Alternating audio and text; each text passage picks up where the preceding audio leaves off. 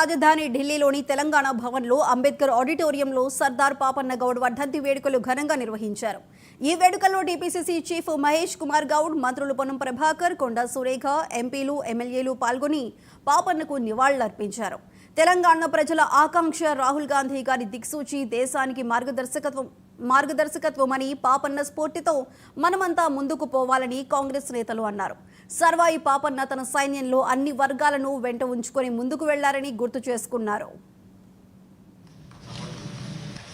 చుట్టూ పరిసర ప్రాంతాల్లో జరుగుతున్నటువంటి అరాచక శక్తుల్ని అణిచివేస్తూ తనకంటూ ఒక గెరిల్లా మార్గంలో సైన్యాన్ని ఏర్పాటు చేసుకొని ఎన్నో యుద్ధాలు జయిస్తూ ఆఖరికి గోల్కొండ కిల్లాను కూడా జయించినటువంటి మహనీయుడు, మహావీరుడు. ఈనాటి యువతరం వారిని మార్గదర్శకంగా తీసుకొని ముందుకు వెళ్లాల్సిన అవసరం ఉంది.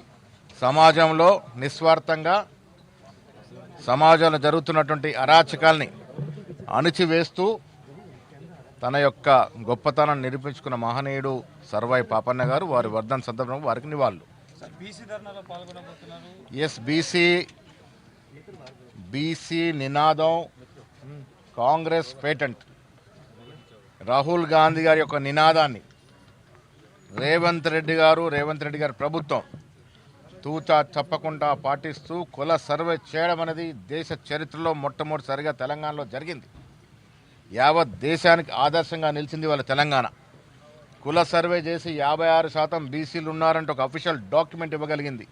దాంతోపాటు అసెంబ్లీలో 42% రిజర్వేషన్ బీసీలకి లోకల్ బాడీస్లో కాకుండా విద్యా ఉపాధిలో కూడా కలిగిస్తూ అసెంబ్లీలో చట్టం చేయడం కూడా ఇది దేశానికి ఒక ఆదర్శంగా నిలిచింది తెలంగాణ. ఇవాళ కేంద్రంలో ఉన్నటువంటి బీజేపీ ప్రభుత్వానికి కనువిప్పు కలిగే విధంగా తెలంగాణ రాష్ట్రం తీసుకున్న నిర్ణయాన్ని యావత్ దేశంలో తీసుకోవాల్సిందిగా సుప్రీంకోర్టు క్యాప్ తీసే విధంగా 9th షెడ్యూల్లో దాన్ని చేర్చాల్సిందిగా డిమాండ్ చేస్తూ వాళ్ళ జంతర్ మంతర్లో మేమంతా కూడా ధర్నా చేయబోతా ఉన్నాం.